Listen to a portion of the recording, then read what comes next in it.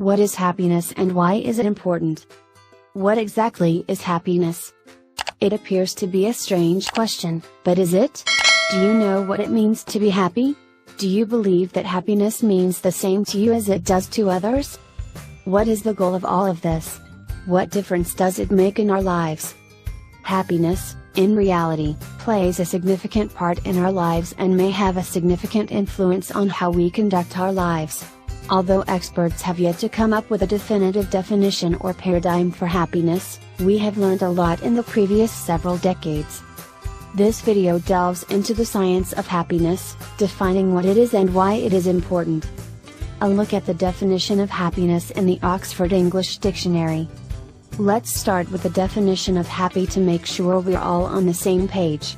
Happiness is defined simply in the Oxford English Dictionary as the condition of being joyful.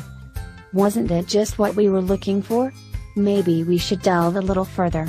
The meaning of happy in the Oxford English Dictionary is a bit more helpful: to feel or manifest pleasure or happiness. That's a lot better. Happiness is defined as the state of experiencing or expressing pleasure or contentment. We may draw a few key aspects about happiness from this definition. 1. Happiness is a state, not a characteristic. In other words, it is a more transient, variable condition than a long-lasting, permanent feature or personality trait. 2. Happiness is synonymous with pleasure or satisfaction, and should not be mistaken with joy, ecstasy, bliss, or other stronger experiences. 3. Happiness can be felt or manifested, implying that it is not always an internal or exterior experience, but can be both. We now have a clearer understanding of what happiness is, at least according to the Oxford English Dictionary's definition. This concept, however, is not the be-all and end-all of happiness. In truth, there is no final answer to the question of what constitutes happiness. What is the meaning of happiness in positive psychology? In positive psychology, the definition of happiness varies depending on who you ask. Subjective well-being, or SWB, is a term used in positive psychology studies to refer to happiness. Some people feel happiness is a basic component of SWB, while others say SWB is happiness. Regardless, SWB is regularly employed in literature as a shorthand for happiness. And, while we're on the subject of literature, you'll come across references to SWB all over the place. A simple Google search for happy yields more than 2 million results, as of January 6, 2019. A search of two of psychology's largest online databases, PsycInfo and PsycArticles, for the same phrase yields 19,139 results from academic and other publications, books, dissertations, and more. Is it difficult to define scientifically? With so many different perspectives on pleasure, it's no surprise that it's difficult to describe scientifically. There is obviously dispute on what happiness is. According to Kim Prito, Ed and his colleagues, 2005, there have been three major approaches to happiness in positive psychology. Happiness as a synthesis of many emotional reactions over time, happiness as a recall of past emotional experiences, happiness as a synthesis of multiple emotional reactions over time. Kim Prito, Dina, Tamir, Skolin, and Diener, 2005. Researchers have struggled to agree on the extent of happiness, despite the fact that they all agree on what happy feels like: being content with life, in a good mood, feeling pleasant emotions, enjoying delight, and so on. However, for the sake of this article, we'll use a simple description that combines the ODE's and positive psychologists' definitions. Happy is a condition defined by contentment and overall pleasure with one's current position. Pleasure versus happiness. You might be asking how to tell the difference between pleasure and happiness, given their close links. Happiness, after all, is defined by the Oxford English Dictionary as a condition of enjoying pleasure. The relationship between the two makes sense, and it's typical to hear the two words used interchangeably outside of the literature, but it's crucial to distinguish between the two when it comes to the study of positive psychology. As previously said, Happiness is a condition defined by emotions of pleasure and satisfaction with one's life or present circumstances. Pleasure, on the other hand, is a more visceral, in-the-moment sensation. It usually refers to the sensory-based sensations we get from things like nice meals, massages, compliments, and sex. Happiness is a more steady state than pleasure, despite the fact that it is not a permanent one. Happiness tends to last more than a few moments, whereas pleasure might fade away in a matter of seconds. Paul, 2015. Happiness may contribute to pleasure, and pleasure can increase or intensify emotions of pleasure, but the two can also be mutually incompatible. For example, you might feel joyful for reasons other than pleasure, such as meaning and engagement, or you can feel pleasure but battle with guilt as a result, preventing you from feeling happy at the same moment. Happiness versus meaning. The distinction between happiness and meaning is much clearer. Happiness and meaning are rarely conflated or used interchangeably, which is understandable given that they describe two quite distinct experiences. Excerpt. Humans may resemble many other creatures in their striving for happiness, but the quest for meaning is a key part of what makes us human, and uniquely so. Roy Baumeister et al. 2013. Unlike happiness, meaning is a more complete sense of purpose and a feeling of contributing to something bigger than yourself.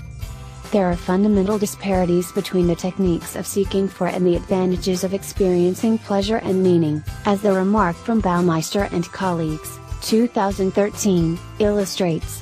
These are the distinctions that Baumeister and his colleagues discovered between the two, according to Scott Barry Kaufman of Scientific American, 2016. Happiness was tied to how easy or difficult one's life was, but not to how meaningful one's life was. Happiness was linked to feeling well, but not to purpose. Happiness was linked to feeling well, not purpose. Money scarcity has a greater impact on happiness than on meaning. Relationships are more important than achievements, those with more meaningful lives agreed. Helping those in need was associated with purpose, but not with enjoyment. Expecting to conduct a lot of deep thought was linked to meaningfulness, but not enjoyment. Happiness was more closely associated with being a taker than with being a giver, whereas meaning was more closely associated with being a giver than with being a taker. The more the sense of significance they reported in their activities, the more they thought their actions were compatible with their fundamental themes and values. Self-perceptions of wisdom, creativity, and even anxiety were all connected to meaning, but had no association, and in some cases, even a negative relationship, with happiness. Kaufman, 2016.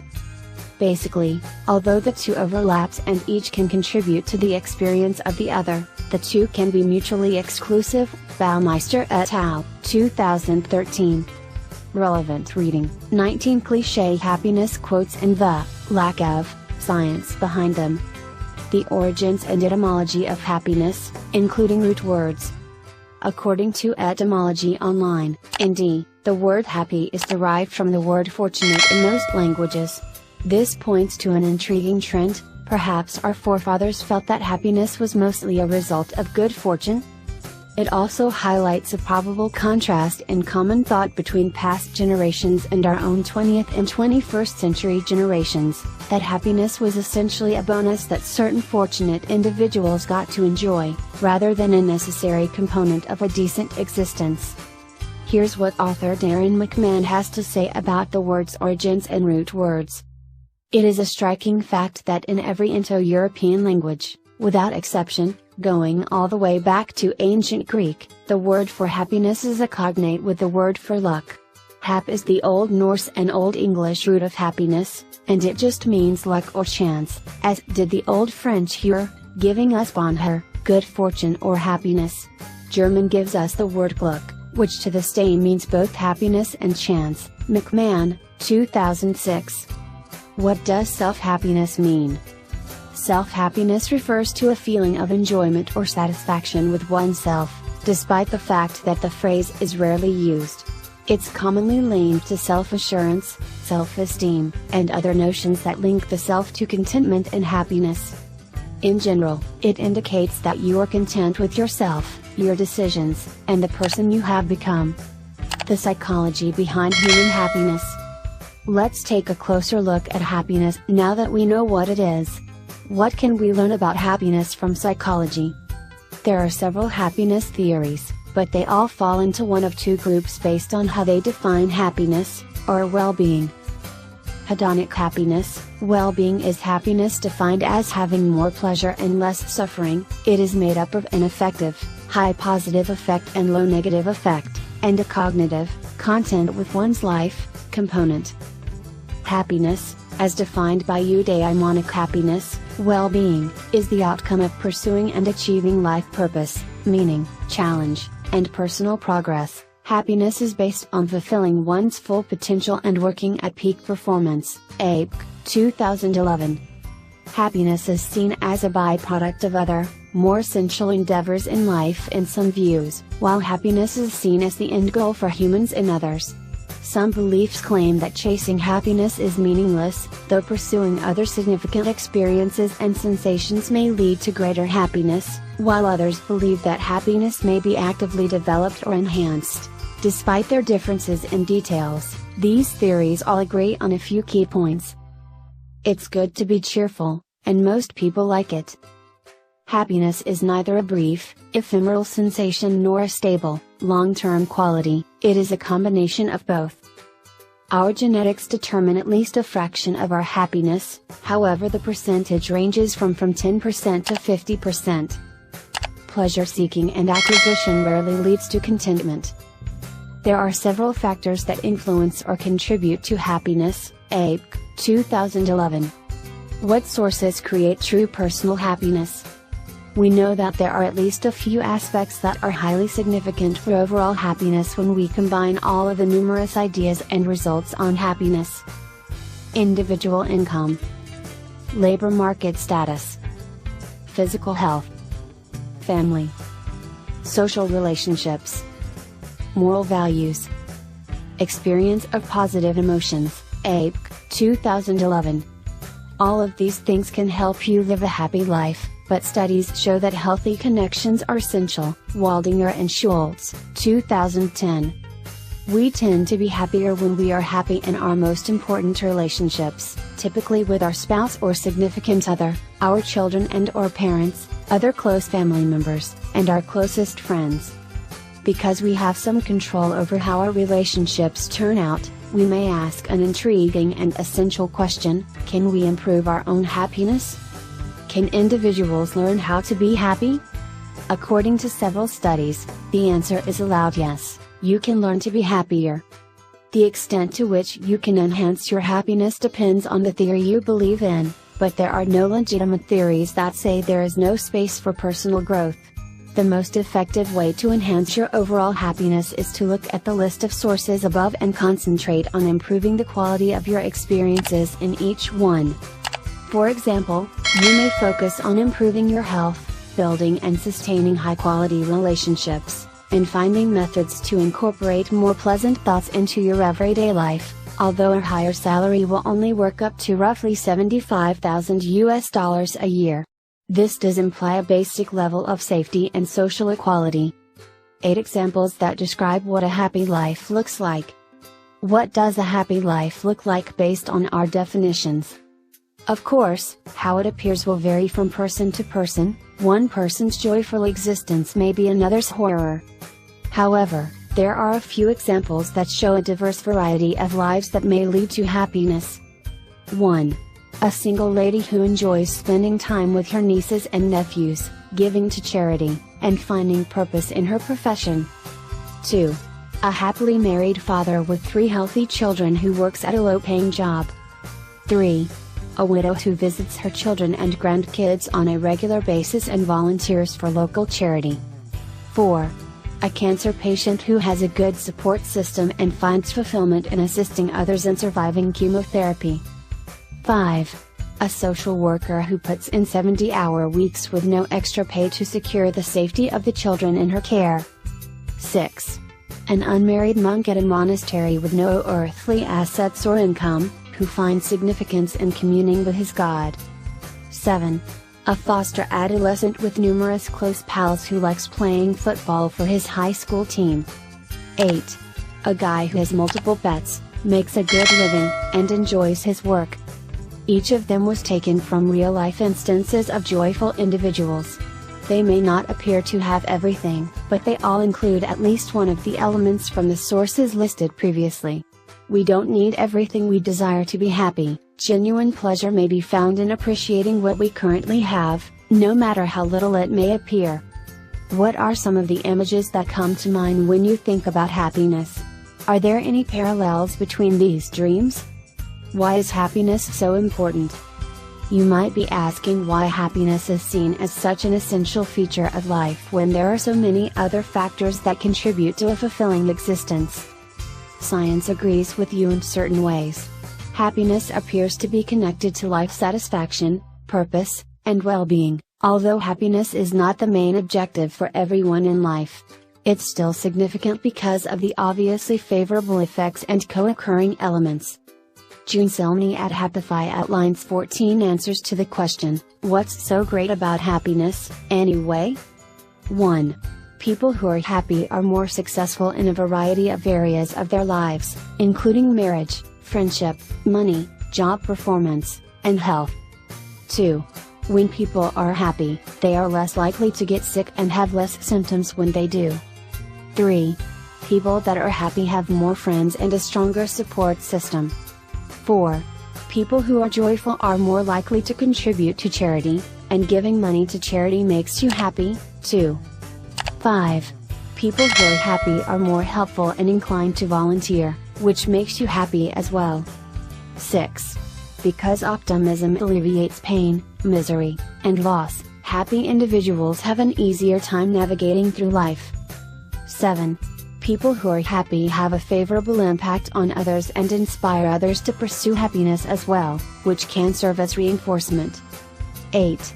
People who are happy have more in-depth and meaningful interactions. 9. People that are happy smile more, which is good for their health. 10. People who are happy exercise more frequently and eat more healthily. 11. Rather of being envious of others, happy individuals are content with what they have. 12. People who are happy are healthier in general and are more likely to be healthy in the future. 13. People who are happy live longer than those who are not. 14. People who are happy are more productive and creative, and this influence spreads to everyone who feels good. The relationship between mental health and happiness. As you can undoubtedly tell from the list above, mental health and happiness are inextricably linked. It's simple to understand how happiness and mental health are linked when cheerful individuals are healthier, have better relationships, make friends more readily, and have greater success in life. The sources of happiness are the same ones that give people with a buffer or protection against mental illness, which explains why the two have such a strong association. A new study looked into the link between happiness and mental health in college students and discovered that the two are linked in a pretty strong, positive way. Shafik, Naz, Ansar, Nasrullah, Bushra, and Imam, 2015. Even when gender and socio-demographic characteristics were added to the mix, the link remained. The strong link between mental health and happiness is reason enough for parents, educators, researchers, and medical professionals to make happiness a top priority, not to mention the fact that we all want to be happy. A message for everyone. I hope you found this article to be useful and instructive, and that you learned something new about happiness research. It's an exciting field of study, with new discoveries being made all the time. Make sure you're up to speed on the latest research on happiness, since the findings may be quite useful in assisting you in living your best life. How do you feel about happiness? Would you use a different definition? What do you consider to be the most essential factor in your personal happiness? Please share your thoughts in the comments box below. Thank you for taking the time to view this video. I hope you are all finding pleasure along your life's path. Disclaimer. This video is solely meant to provide general information and does not address specific circumstances. It is not a substitute for professional advice or assistance, and it should not be used to make any judgments. For the diagnosis and treatment of any medical issues, a professional physician should be consulted. Any decisions you make based on the information in this report are your own. If you're looking for weight loss secrets, have a look at this.